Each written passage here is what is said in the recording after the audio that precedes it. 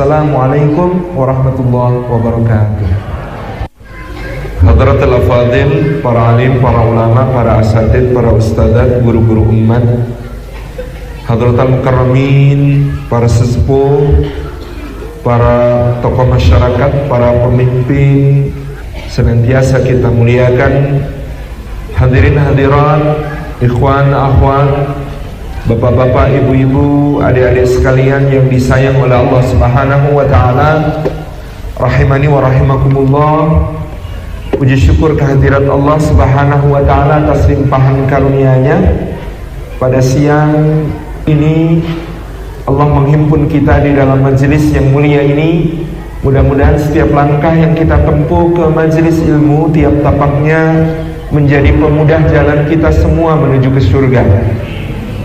Dan duduk kita semua semoga termasuk taman di antara taman-taman surga, tempat Allah mencurah-curahkan rahmat-Nya, menaungkan sayap-sayap malaikatnya, menurunkan sakinah ke dalam hati kita, dan menyebut-nyebut nama kita semua dengan bangga pada makhluk-makhluk mulia yang ada di sisinya. Hadirin hadirat yang dimuliakan oleh Allah Subhanahu wa taala, ada satu ayat yang sangat indah di dalam Al-Qur'anul Karim yang bersesuaian dengan tema kita pada siang hari ini. Ayat yang agung yang Allah turunkan di dalam surah yang menjadi qanun, undang-undang kita di dalam bergaul dengan Allah, Rasulnya, dan orang-orang beriman secara umum. Qanun, undang-undang pergaulan kita dengan Allah, dengan Rasulnya, dan dengan orang-orang beriman secara umum itu adalah surah yang berjudul Al-Hujurat.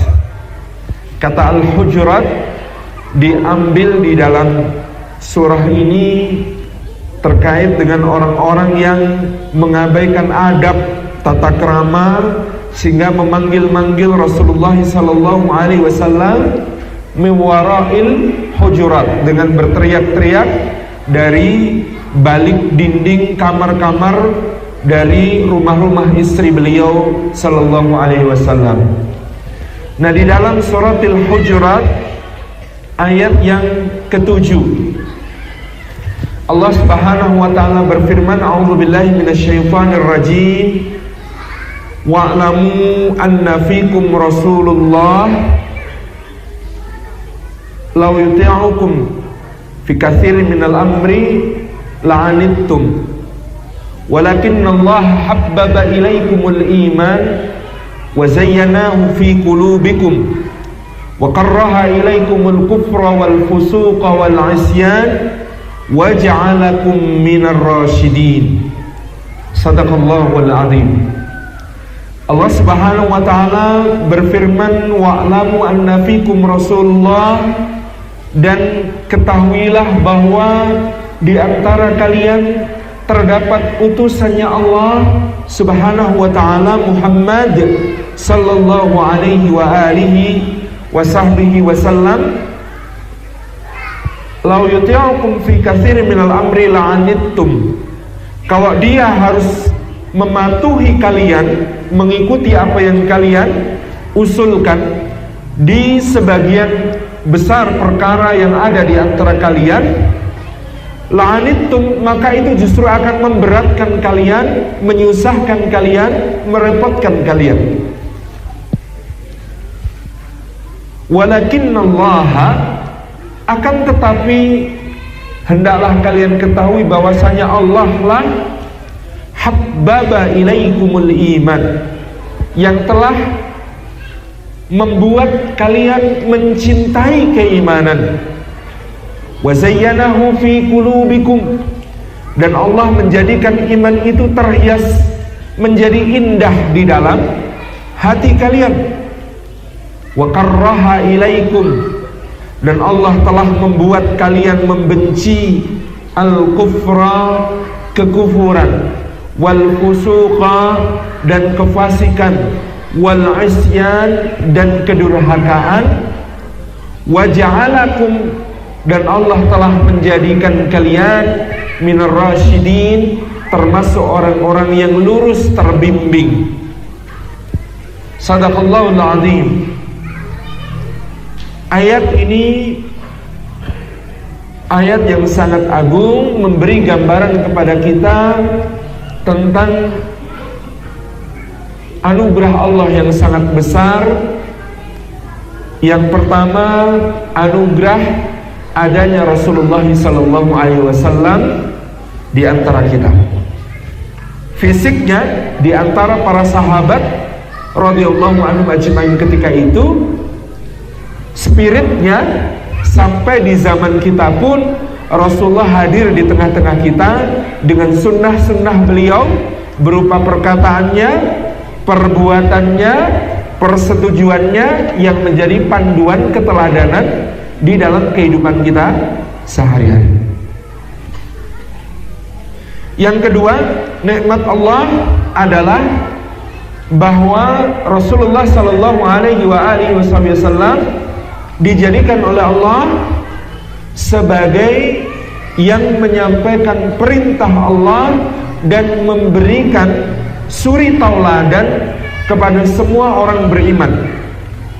Tidak, justru sebaliknya, beliau harus mengikuti semua aspirasi orang-orang beriman, yang kalau semua aspirasi itu diambil oleh beliau sebagai pertimbangan, maka justru akan memberatkan orang-orang beriman itu sendiri.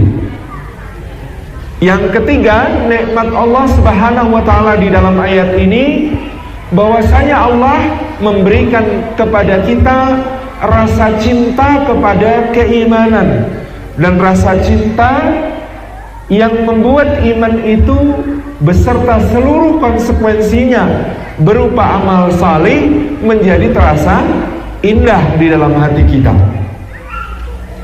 Dan bahwa Allah menjadikan hati kita setelah dia beriman, maka ini menjadi hati yang pasti tidak suka kepada kekufuran, tidak suka kepada kefasikan, dan tidak suka kepada kemaksiatan. Dan terakhir, Allah menyebutkan nikmatnya, bahwa Allah menjadikan kita dengan semua nikmat itu tadi, keberadaan Rasulullah SAW, petunjuknya lewat beliau, cinta kepada keimanan, benci kepada keburukan. Ini menjadikan kita termasuk orang-orang yang senantiasa terbimbing di dalam jalannya, jalan Allah as-siratal mustaqim, yang kita titi di dalam kehidupan ini menuju keridhaan Allah Subhanahu wa taala.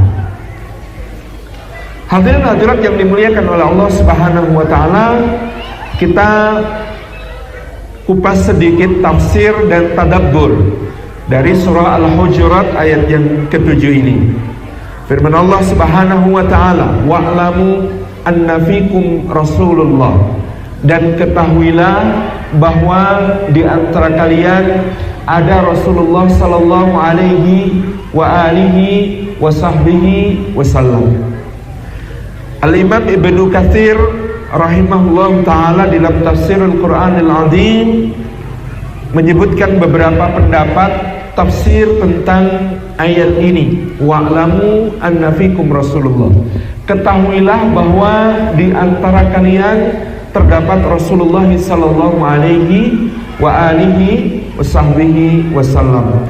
Yang pertama, maka kalau di kalangan kalian terdapat Rasulullah, janganlah kalian berkata-kata yang batil, berucap dusta, mengada-adakan sesuatu kepada beliau sallallahu alaihi wasallam. Sebab seandainya itu yang terjadi, maka Allah pasti akan menurunkan wahyu kepada Rasulullah sallallahu alaihi wasallam untuk mengungkap apa yang sebenarnya dari apa yang kalian sembunyikan. Ini tafsir pertama. Jadi janganlah kalian mengucapkan perkara yang batil, mengada-ada, berbohong, apalagi kepada beliau sallallahu alaihi wasallam, Karena kalau itu terjadi, Allah pasti akan menurunkan wahyu terkait hal tersebut, lalu membongkar apa yang kalian sembunyikan, sehingga kebenaran akan tampak nyata. Hakikat inilah Bapak Ibu yang dirahmati Allah, kalau kita simak di dalam sirah dan kita sambungkan dengan tafsir akhir surah At-Taubah yang sangat disadari oleh sahabat yang bernama Ka'ab bin Malik radhiyallahu anhu ketika dia tertinggal dari peristiwa yang disebut sebagai Perang Tabuk. Di dalam Perang Tabuk, ketika persiapan, ini disebut sebagai Jaisul Usrah, pasukan yang penuh dengan kesulitan. Musim panas sangat panjang, kering, gersang, dan panas matahari sangat terik pada saat itu. Sementara kurma di Madinah sudah kira-kira menjelang panen, dan daerah-daerah di sekitar Madinah mengalami paceklik, sehingga kota Madinah sangat rawan dijarah oleh berbagai kabilah nomaden di sekitarnya yang kelaparan. Pada saat itu Rasulullah justru mengumumkan mobilisasi umum untuk berangkat ke Tabuk, wilayah perbatasan dengan Romawi, nun jauh di utara Arab. Maka pada saat itu menjadi ujian yang sangat berat bagi orang-orang beriman untuk memenuhi seruan Nabi Sallallahu Alaihi Wasallam, sehingga orang-orang munafikin mengajukan begitu banyak helah alasan untuk tidak ikut di dalam perjalanan menuju ke Tabuk. Al-Quran menggambarkan di surat Taubah, kalau laukana aradun qariban wa safaran qasidan lattaba'uk, seandainya tujuan yang hendak didatangi itu dekat dan perjalanannya mudah, lattaba'uk, maka niscaya tidak ada bedanya antara orang beriman dengan orang munafik. Semua akan ikut denganmu wahai Muhammad sallallahu alaihi wasallam. Walakin ba'udat alaihi musyuqqah, akan tetapi terasa jauh dan begitu sulit perjalanan yang akan engkau lakukan itu, sehingga hanya orang-orang beriman yang percaya penuh kepada Allah dan Rasulnya dan memiliki tekad baja yang akan bergabung bersamamu. Sementara orang-orang munafik pasti akan tersisih. Mereka akan mengajukan berbagai alasan untuk tidak ikut. Ada seorang tokoh munafik namanya Al-Jad bin Qais. Ketika dia menyampaikan izin kepada Rasulullah, ya Rasulullah, saya tidak ikut. Kata Nabi SAW, wahai Al-Jad bin Qais, aku selalu mendengar syair-syair keberanianmu bahwa engkau sangat ingin berperang dengan terlebih orang-orang Bani Asfar, orang-orang Romawi, orang-orang dari, ya orang Arab itu menyebut orang Romawi itu Bani Asfar, artinya kaum berkulit kuning. Jadi bagi orang Arab, orang Romawi itu berkulit kuning. Memang agak pelik mendefinisikan warna kulit ya. Kalau kita juga menyebut orang Asia Timur itu berkulit kuning. Padahal kadang-kadang kita ketemu orang Jepang itu kulitnya lebih putih daripada orang Barat yang kita sebut berkulit putih. Repot memang mendefinisikan warna kulit. Yang kita sepakati biasanya hanya yang warna hitam. Itu sepakat itu. Itu apa yang dikatakan Al-Jad bin Qais kepada Nabi Sallallahu Alaihi Wasallam. Ya Rasulullah, engkau tahu sendiri, aku ini kan orang yang gampang tertarik pada wanita cantik. Dan engkau tahu sendiri, wanita-wanita Bani Asfar, wanita-wanita Romawi, matanya biru, rambutnya pirang, kulitnya terang. Aku tidak bisa membayangkan kalau aku di sana, niscaya aku akan jatuh dalam godaan, nanti aku malah melakukan dosa besar. Ya sudah ya Rasulullah, aku tidak usah ikut daripada aku nanti jatuh ke dalam dosa. Ini alasannya pintar. Ada juga yang mengatakan, Wahai Muhammad, kita berbagi tugas. Ini kurma di Madinah sudah menjelang panen. Kalau tidak ada yang memanen nanti busuk mubadzir. Kan mubadzir itu saudaranya syaitan. Saya pilih tugas jagain kota Madinah. Lagi pula ini musim paceklik. Rumah-rumah kami nggak ada yang menjaga. Kalau Madinah sampai dirampok suku-suku nomaden dari sekitar, siapa juga yang rugi. Jadi kami milih tugas jagain kota Madinah dan lain sebagainya. Jadi luar biasa. Nah, yang menarik, pada saat berangkat ini Allah memuji orang beriman yang berinfak. Ada yang hanya memiliki 1 sa', 2 sa', ada yang berinfak seperti Abdurrahman bin Auf meletakkan 40.000 dinar di pangkuan Nabi Sallallahu Alaihi Wasallam. Ada yang seperti Sayyidina Utsman bin Affan membekali 3.000 orang berupa kendaraan, perbekalan plus nafkah yang ditinggalkan untuk keluarga. Ada yang menyerahkan separuh hartanya untuk perjuangan, namanya Umar bin Khattab, dan ada yang menyerahkan seluruh hartanya untuk perjuangan, namanya Abu Bakar As-Siddiq. Jadi kita bisa bayangkan ya, Abdurrahman bin Auf itu infak 40.000 dinar, besar apa sedikit? Besar. Infaknya Abdurrahman bin Auf sekali dulu itu. Tapi siapa yang lebih utama? Sayyidina Utsman. Kenapa? Infaknya barang jadi. Ini saking Sayyidina Utsman tidak ingin diketahui total berapa jumlah infaknya, maka dia belikan kendaraan untuk 3.000 orang. Dia belikan perbekalan untuk 3.000 orang. Dia sediakan nafkah untuk 3.000 keluarga. Itu lebih utama lagi. Tetapi itu dihitung-hitung ternyata belum mencapai separuh hartanya Utsman. Jadi yang lebih utama lagi Sayyidina Umar bin Khattab yang separuh hartanya diserahkan. Nah, separuhnya Sayyidina Umar itu banyak, tapi kalah utama dari harta yang lebih sedikit, yaitu hartanya Abu Bakar As-Siddiq yang semua diinfakkan. Para sahabat, Masya Allah, radhiyallahu ajma'in.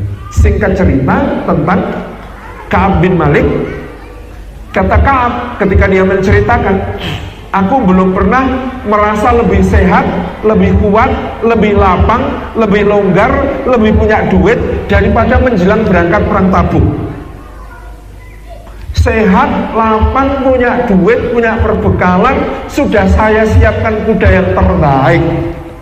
Tapi justru karena itu setan membisikkan ke dalam hati saya, kudamu yang paling bagus. Nanti kalau Rasulullah berangkat, kamu nyusul aja.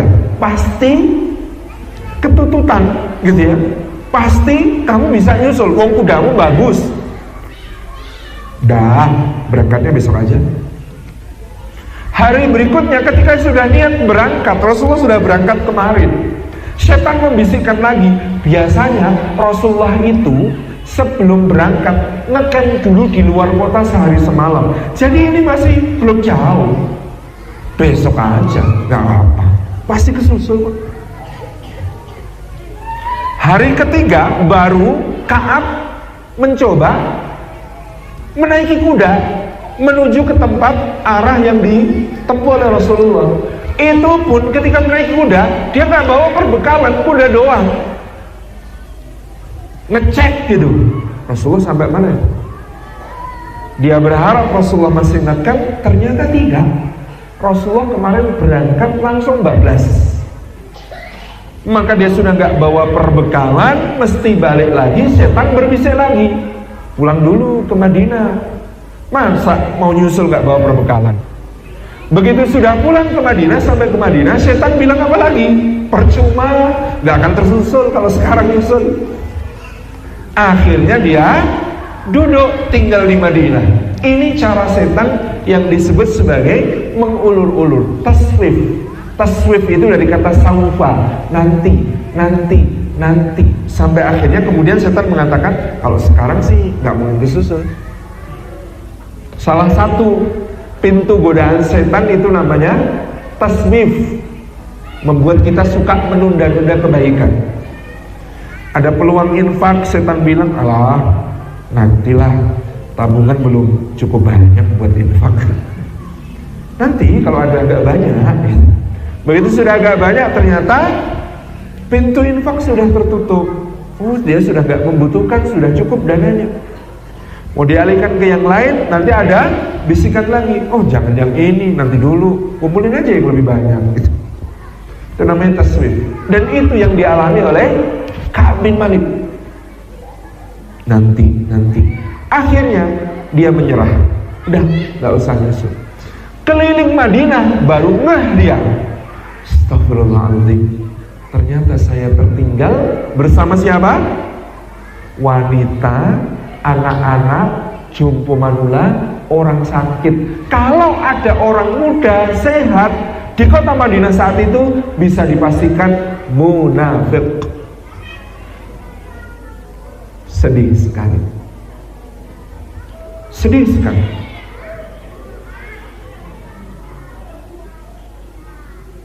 Sampai beberapa waktu kemudian akhirnya Nabi SAW kembali dari Tabuk. Satu persatu orang yang tidak ikut, yaitu orang munafikin, maju menghadap Nabi SAW menyampaikan alasan. Rasulullah, ya maklum, di rumah itu sekeluarga yang laki-laki kuat cuma saya. Nah, kalau saya tinggal, bapak saya, ibu saya, istri saya, anak saya, siapa yang merawat? Ada lagi, semua mengajukan alasan. Tiba giliran Ka'ab bin Malik. Dia berkata kepada dirinya sendiri, kalau aku berdalih, bikin alasan kepada Nabi SAW, aku bisa bikin alasan terbaik yang tidak mungkin dibantah. Aku ini jago debat, aku ini jago diplomasi, aku ini orangnya kalau bikin kalimat, bahkan dalam bentuk syair, orang bisa tersihir, pasti percaya. Maka aku bisa nyusun alasan paling masuk akal. Tapi begitu melihat Rasulullah SAW, Ka'ab bin Malik berkata pada dirinya sendiri, wahai Ka'ab, sepintar apapun kau menyusun alasan, sepandai apapun engkau bikin dalih, kalau nanti Allah menurunkan ayat mengungkap kebohonganmu, malu kamu sepanjang hidup. Akhirnya Ka'ab bin Malik menghadap Nabi SAW, kemudian berkata, ya Rasulullah, saya lalai dan saya tidak punya alasan. Wahai Ka'ab, orang-orang lain datang dan mengajukan alasan-alasannya. Engkau? Saya tidak punya alasan. Saya mengaku bersalah dan saya siap dihukum, ya Rasulullah. Apa kata Nabi SAW? Beliau memalingkan muka, kemudian berkata, pulanglah dan tunggulah sampai Allah memberikan keputusan. Pulang. Dan hari itu Rasulullah memproklamasikan, kalau Ka'ab bin Malik mengucap salam, jangan dijawab. Kalau menyapa, jangan digubris. Kalau kemudian ngajak bicara, gak usah dilayani. Kaget. Ini hukumannya. Ya Allah, mendingan dicambuk daripada digini-gini kan. Terus dia tanya, siapa lagi yang mengalami seperti yang aku alami? Ada dua, Murarah bin Rabi, Hilal bin Umayyah. Jadi Ka'ab bin Malik, Murarah bin Rabi, Hilal bin Umayyah. Oh, ini yang harus dialami. Baik. Kalau kita divonis suatu hukuman, itu kan kita bisa menyabar-nyabarkan diri. Misalnya vonisnya 50 hari, masih kurang 49 hari, masih kurang 35 hari, masih kurang 27 hari, masih kurang, gitu kan. Masalahnya vonis kepada 3 orang ini tidak ada disebut waktunya, kapan akan berakhir. Kata Ka'ab, setiap kali ke Mesir Aku coba dekat-dekat ke arah Rasulullah. Aku duduk di saf pertama. Aku ucapkan salam kepada beliau.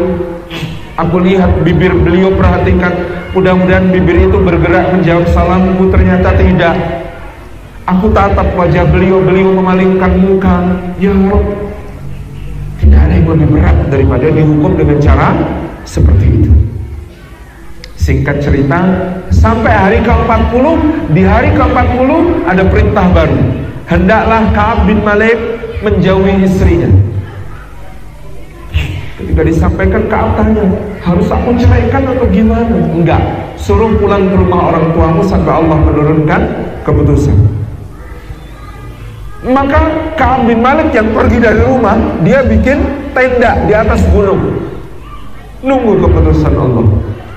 Hingga pada saat itu ada utusan di pasar Madinah bertanya-tanya, mana yang namanya Ka'ab bin Malik, mana yang namanya Ka'ab bin Malik, mana yang kanan. Saya, ini surat, terima. Dibaca suratnya dari Raja Ghassan, raja di daerah negeri Syam bawahan Romawi. Tulisannya, kami dengar sahabat Anda itu, yaitu Muhammad SAW, telah mengucilkan Anda.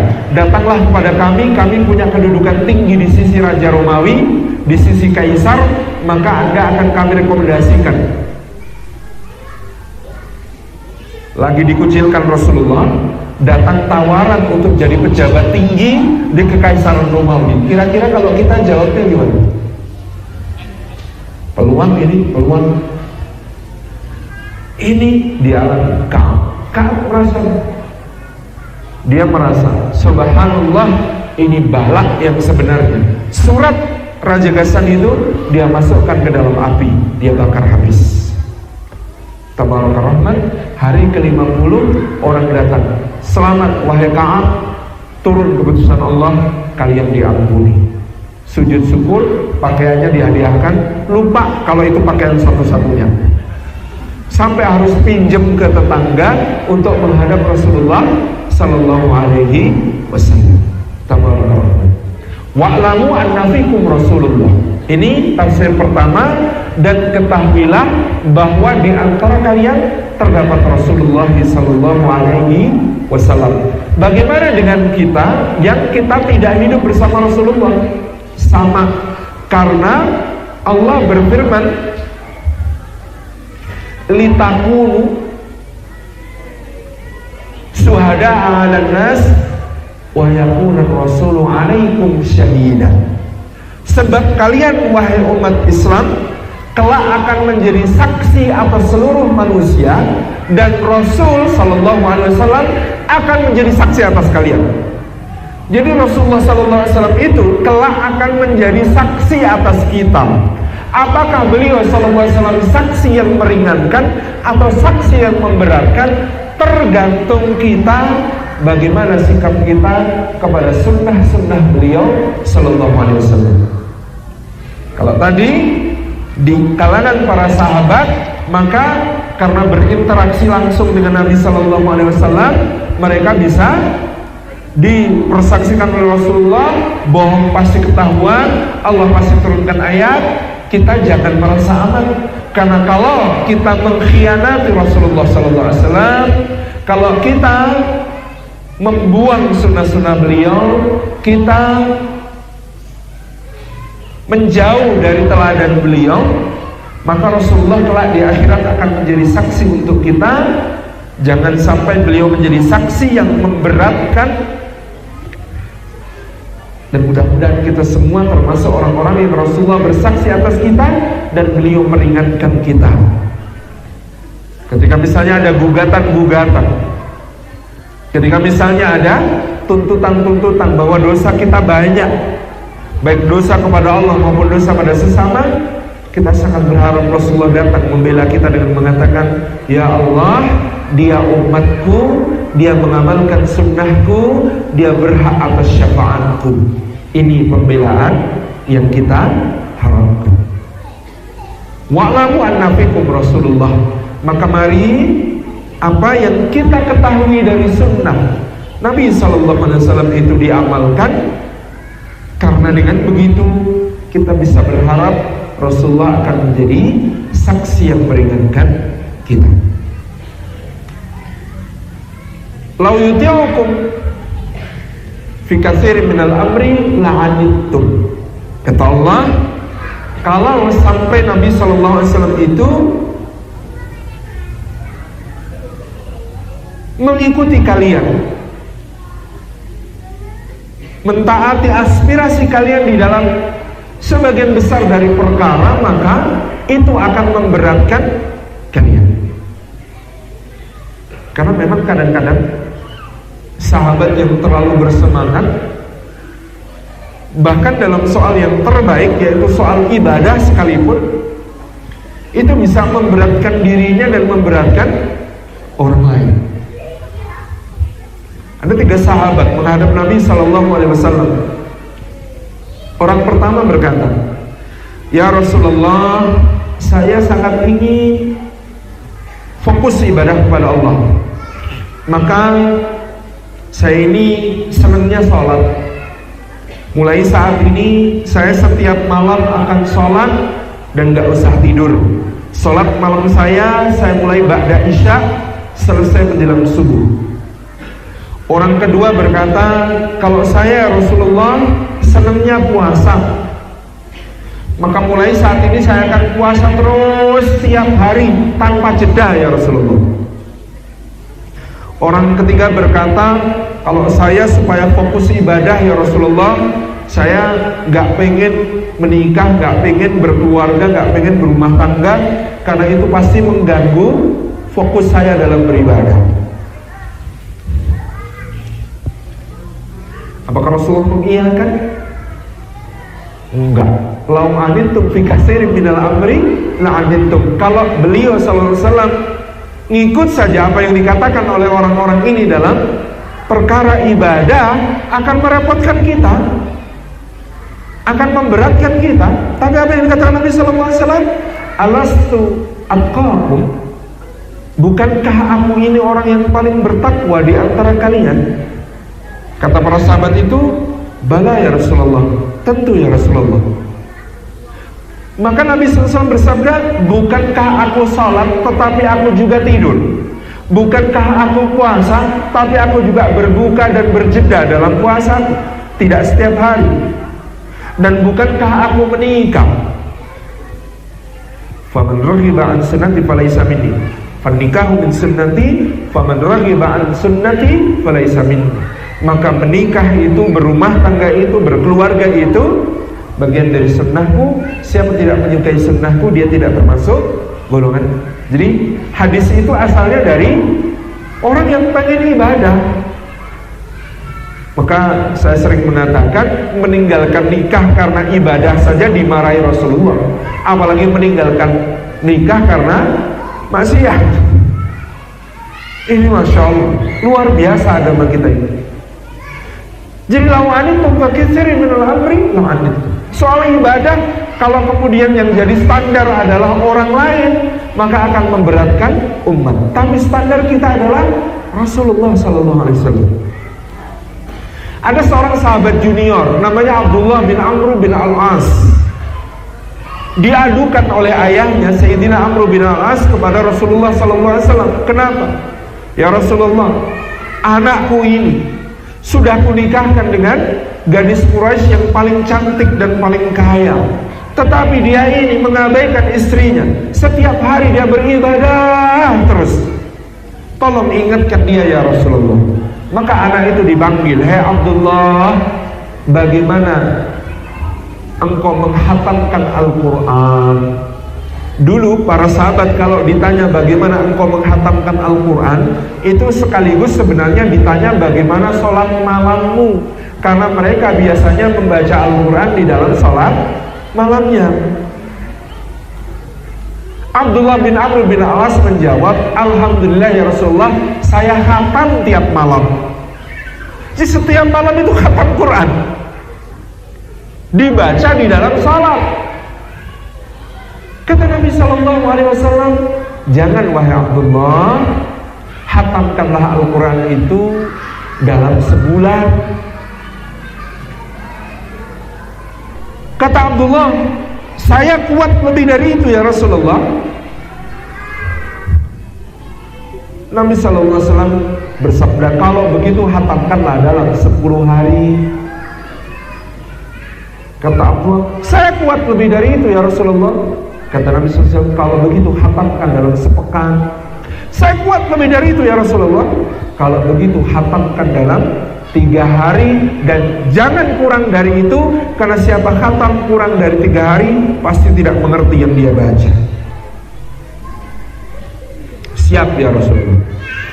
Lalu Nabi SAW bertanya lagi, bagaimana kamu berpuasa ya Abdullah? Oh, tiap hari ya Rasulullah, saya puasa tiap hari.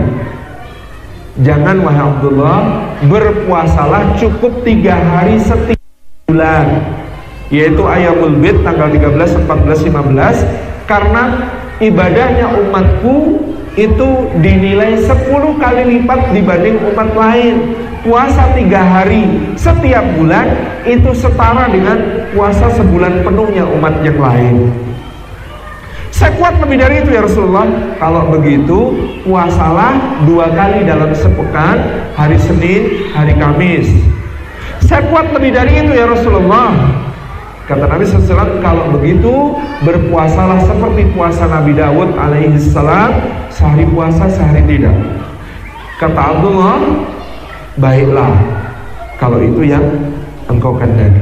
Maka Abdullah bin Amr bin Al-As mengamalkan itu sepanjang hidupnya sampai beliau berusia 80-an lebih. Lalu beliau menasihati anak-anak muda, hei anak-anak muda, mumpung kalian masih muda, perkirakan usia tua kalian. Aku sebenarnya nyesel kenapa dulu gak ikut kata-kata Rasulullah. Sebenarnya kalau ikut kata-kata Rasulullah kan ringan. Sebulan puasa 3 kali, sebulan khatam Quran sekali. Untuk umurku sekarang itu masih kuat. Tapi karena dulu aku terlalu bersemangat, harus khatam Quran tiap 3 hari, harus puasa Daud, ya gimana lagi. Dan ini menjadi berat di usiaku yang sekarang. Padahal sebenarnya istiqomah lebih baik daripada terlalu semangat di awal tapi endingnya berkurang. Jadi daripada waktu muda terlalu semangat, ibadahnya banyak, tapi nanti kalau sudah tua nggak kuat lagi, itu namanya mengalami penurunan. Padahal kita pengen husnul khotimah. Mendingan sedikit tetapi kontinu, terus menerus. Inilah sababul wurud dari hadis Nabi SAW bersabda, khairul a'mali wa ahabbuhu ilallahi adwamuhu wa in qalla.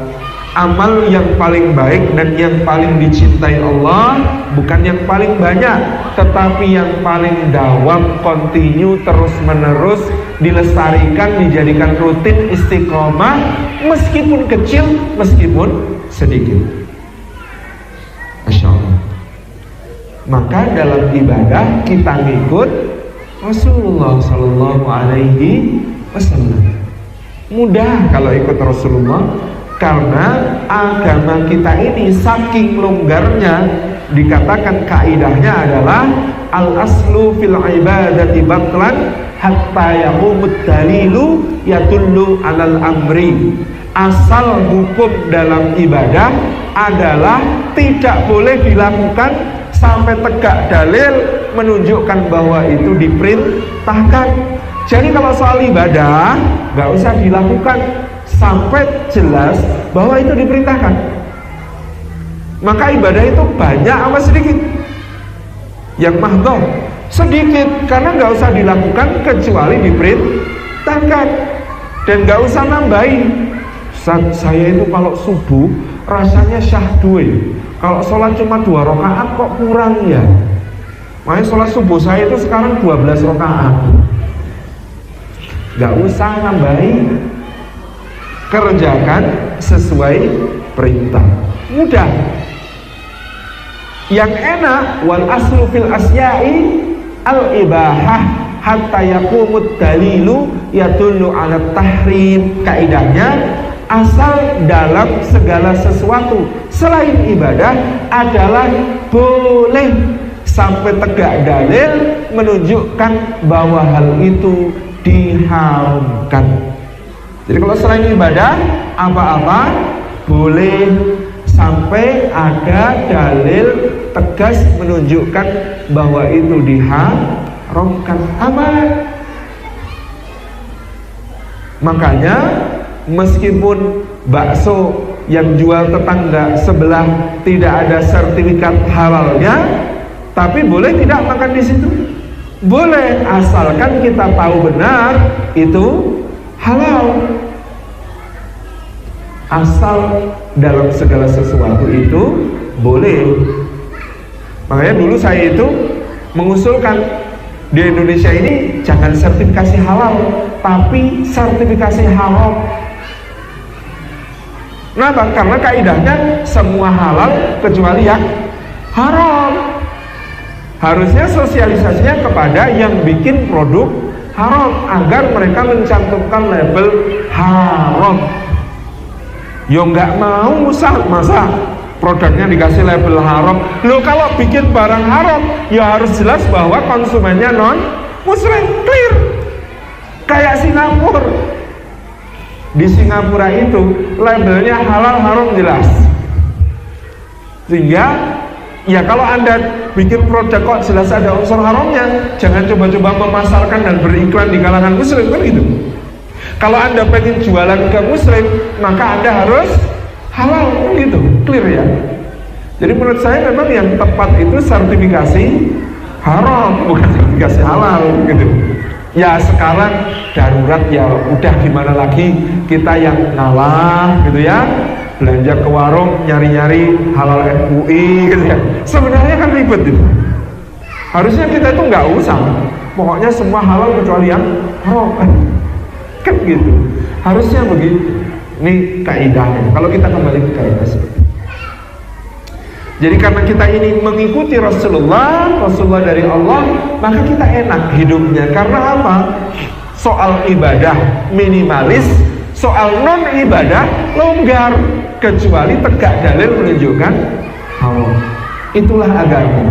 Yuridullahu bikumul yusra wala yuridu bikumul usra.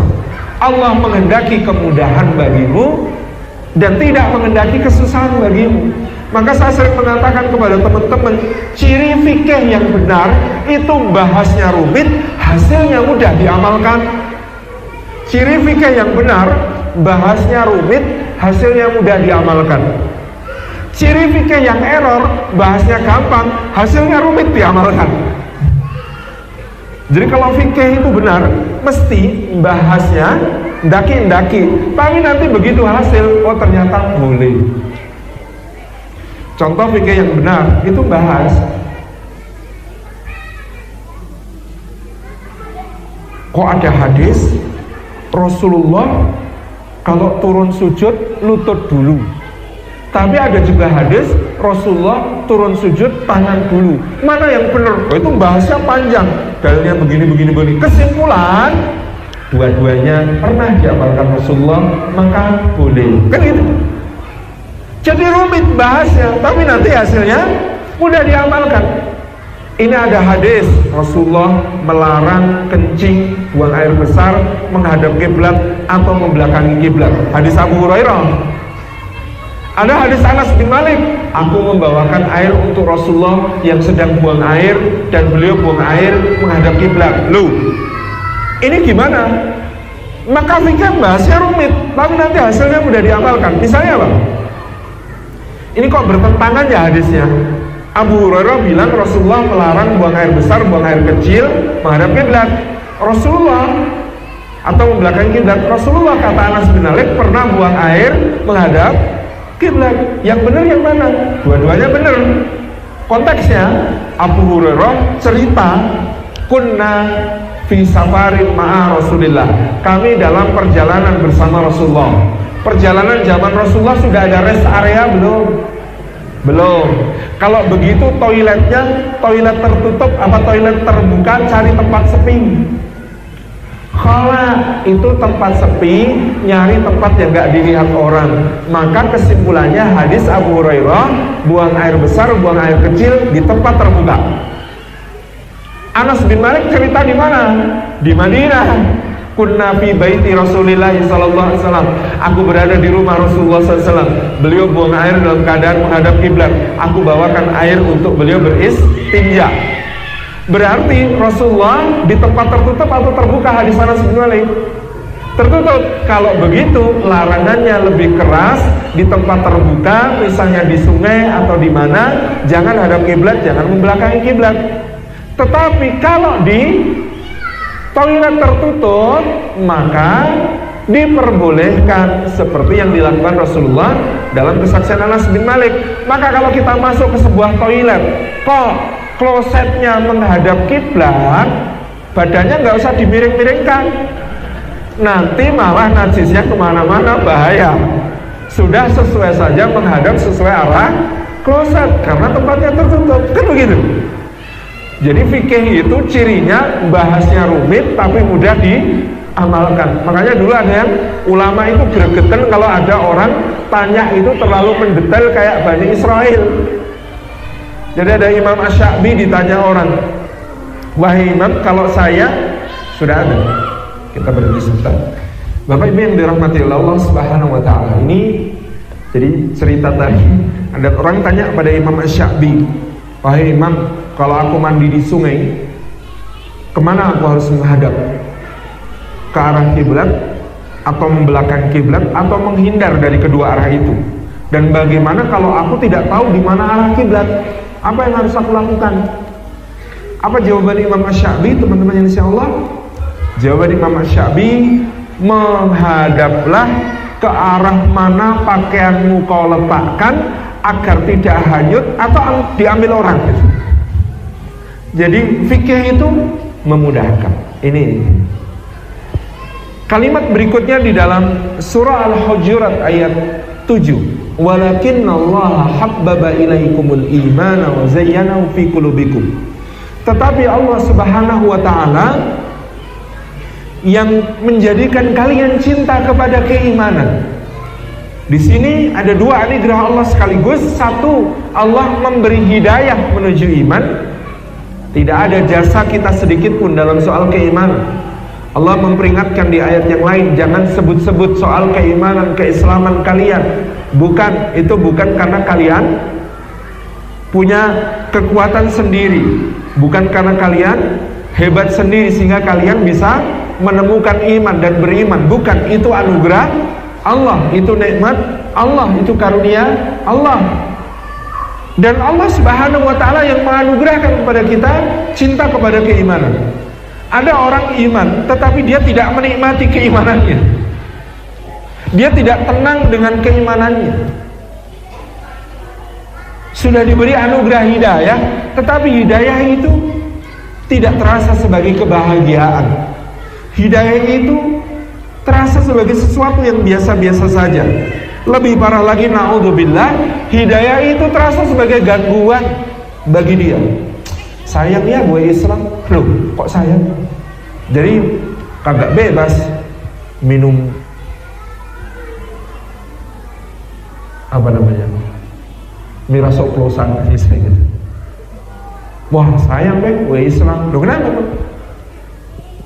Jadi nggak boleh kumpul kebo gitu. Subhanallah. Ada orang, naudzubillahi min dzalik, yang mendapatkan hidayah, tapi hidayah itu tidak menjadi sesuatu yang terasa nikmat bagi dia. Maka ini anugerah Allah yang berlipat. Sudah diberi hidayah, lalu habbaba ilaikumul iman. Allah mencintakan kalian kepada keimanan. Manis terasa iman itu di dalam hatinya. Wa zayyanahu fi qulubikum. Dihiaskan indah, terasa indah sekali keimanan itu. Sayyidina Ja'far bin Abi Thalib ketika di hadapan Raja Najasyi di Habasyah, dan ada orang-orang Quraisy mengirimkan utusan Abdullah bin Rabi'ah dan Amr bin Al-As yang belum masuk Islam pada saat itu untuk mendeportasi mereka kembali ke Mekah. Maka ditanya oleh Raja Habasyah, sebenarnya ada urusan apa di antara kalian sampai kalian lari ke negeri saya? Ada apa dengan kaum kalian? Maka jawaban Ja'far menunjukkan betapa indahnya iman di dalam hatinya. Apa kata Ja'far? Tuan Raja, kami dahulu sesat tanpa petunjuk. Kami memakan bangkai, kami meminum darah, kami mengubur hidup-hidup anak perempuan kami melakukan berbagai kekejian, meminum khamr, berjudi, berzina, memakan yang haram, mengundi nasib dengan panah, menyembah berhala, memutus silaturahmi, berperang satu sama lain, berpecah belah. Mudah sekali kami menumpahkan darah. Lalu datanglah dari seorang yang kami kenal nasabnya yang mulia, kami kenal akhlaknya yang mulia, kami menggelarinya Al-Amin, orang yang paling terpercaya, tidak pernah berdusta, tidak pernah berkhianat. Orang ini berkata kepada kami, mari tinggalkan berhala-berhala itu, kita sembah Allah semata. Sejak kami mengikuti seruannya, maka kami beribadah hanya kepada Allah, meninggalkan berhala-berhala. Kami memakan yang halal dan thayyib, yang bersih, menghindari yang haram. Kami menyambung silaturahmi, tidak memutusnya. Kami bersedekah kepada anak yatim, fakir miskin, dan membantu sesama. Kami bersaudara dalam ikatan yang lebih kuat daripada ikatan darah, yaitu ikatan keimanan. Lalu kaum kami, wahai Tuan Raja, mengetahui kami beriman kepada Nabi ini, mereka merasa kepentingannya terancam, lalu mereka menyiksa kami, lalu mereka menyakiti kami, memaksa kami meninggalkan keyakinan ini, kembali kepada ajaran lama, sehingga kami diperintahkan Nabi kami untuk berhijrah. Dan beliau berkata tentang Anda, datanglah ke Habasyah, karena di sana ada seorang raja, la yudlamu ahadun indah, yang tidak akan didolimi siapapun di sisinya. Maka kami datang ke negeri Tuhan karena itu. Masya Allah ya. Gambarannya Ja'far menunjukkan betapa dia mencintai keimanan yang datang ini, menceritakan betapa indahnya hidupnya sesudah ada iman. Wa qarraha ilaikumul kufra wal fusuqa wal isyan. Dan dia menceritakan betapa dia benci, jijik kepada kehidupan masa lalu yang penuh dengan kekufuran, kefasikan, kemaksiatan. Ini adalah anugerah yang luar biasa indah. Tanda keimanan itu sederhana, kata Nabi Sallallahu Alaihi Wasallam. Apa sederhananya, Bapak Ibu yang dirahmati Allah? Kalau kita bahagia karena ketaatan, karena amal saleh, dan kita sedih karena dosa, karena masalah, mukmin.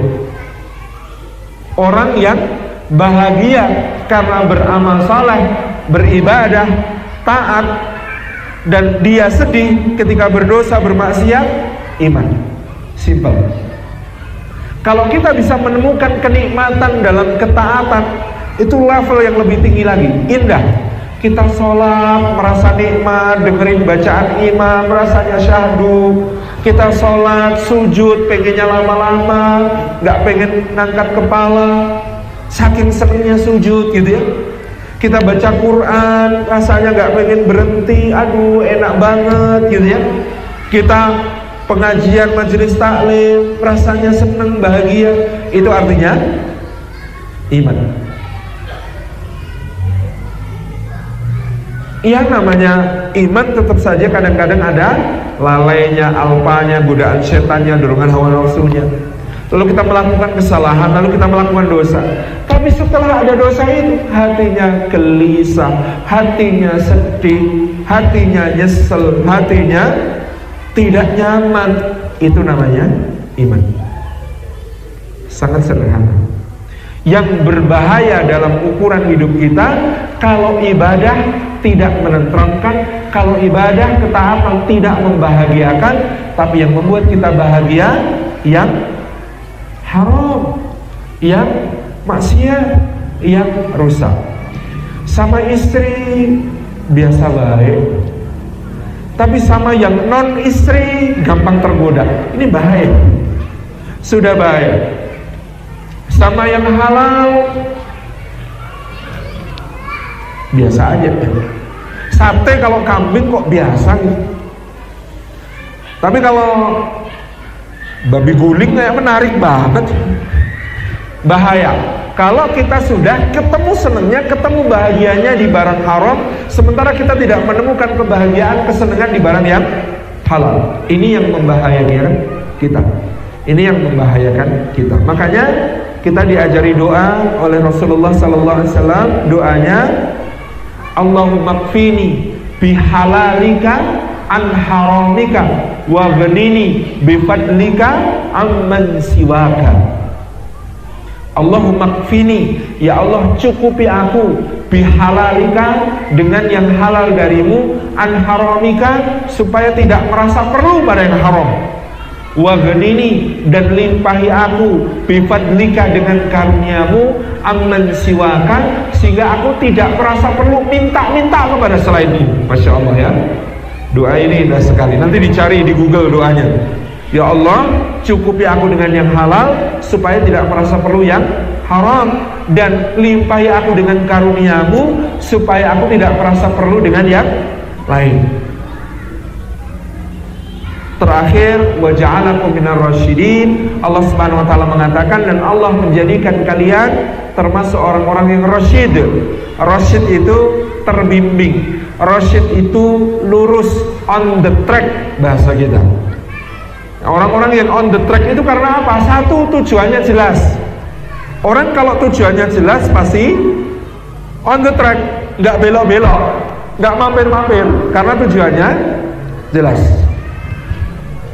Kalau tujuannya tidak jelas, maka pasti belok-belok, mampir-mampir. Maka seorang mukmin tujuannya jelas. Ilahi anta maqsudi waridhaka matlubi. Ya Allah, engkau tujuanku, ridhamu yang aku cari. Ini mukmin. Kalau tujuannya jelas, nggak akan belok-belok dimanapun tempatnya. Buya Hamka itu pernah didatangi seseorang. Ini kisah nyata yang luar biasa. Orang ini berkata, saya habis umroh Buya. Luar biasa Buya. Ternyata ya Buya ya, di Mekah itu ada pelacur Buya. Astagfirullah, masa lo Buya? Di Mekah lo Buya, itu kok ada pelacur Buya? Apa kata Buya Hamka rahimahullah ta'ala? Subhanallah, masa sih Pak? Saya baru saja safari dakwah ke Los Angeles dan New York. Ternyata di Los Angeles dan di New York itu tidak ada pelacur Pak. Masa Buya? Ya nggak mungkin, di Mekah aja ada, apalagi di Los Angeles dan New York. Apa jawab Buya Hamka? Kita ini memang hanya akan bertemu dengan apa yang kita cari. Meskipun perginya ke Mekah, kalau yang dicari begitu-begitu, ketemu nggak? Ketemu. Meskipun perginya ke Los Angeles, ke New York, kalau yang dicari Allah, ketemu nggak dengan yang begitu? Enggak. Maka kata para ulama, kalau hati senantiasa berniat baik karena tujuannya jelas, maka dia akan dipertemukan dengan orang baik, tempat yang baik, waktu yang baik, atau minimal kesempatan berbuat baik.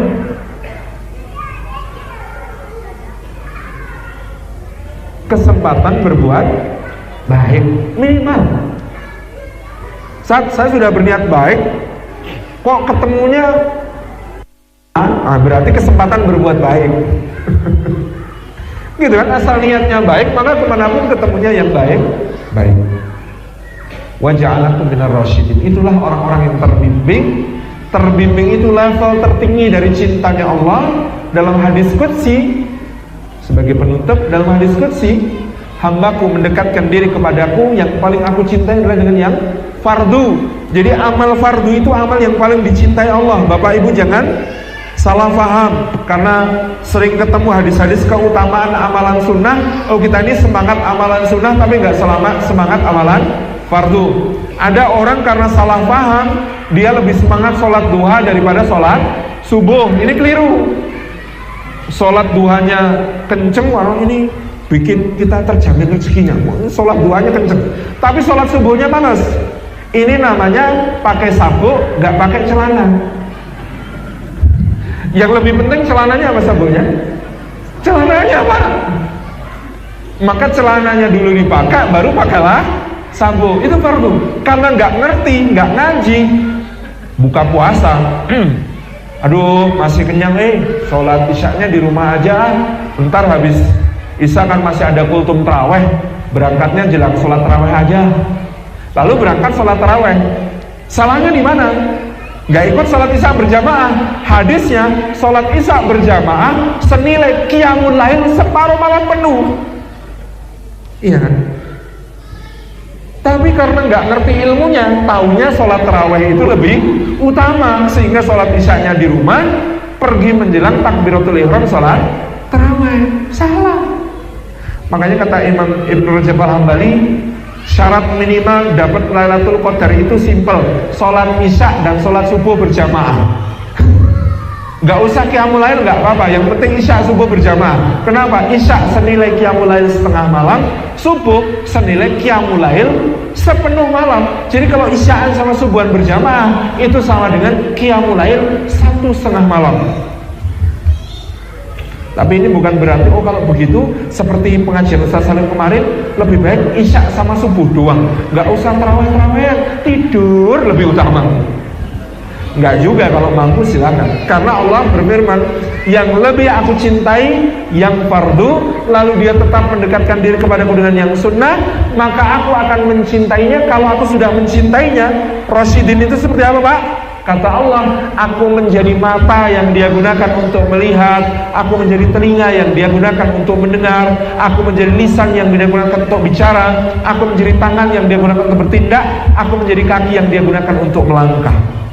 Selesai, paripurna. Itulah Rasyidin. Orang yang pandangannya, ucapannya, pendengarannya, langkah kakinya, tindakan-tindakannya semua dibimbing oleh Allah Subhanahu wa ta'ala.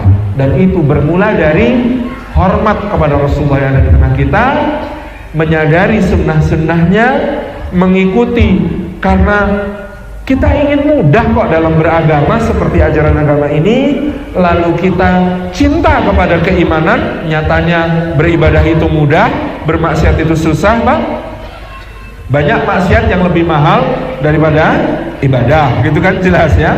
Maka clear, mudah, maka dengan itu insya Allah karena kita beribadah mudah, mendekati Allah dengan yang fardu, diamalkan yang sunnah-sunnah, maka Allah menjadikan kita orang-orang yang rasyidin, karena kita cinta pada iman tapi benci kepada kekufuran, kefasikan, kemaksiatan. Jazakumullah khairan, demikian kajian kita hari ini, mudah-mudahan bermanfaat. Jazakumullah. Wassalamualaikum warahmatullahi wabarakatuh.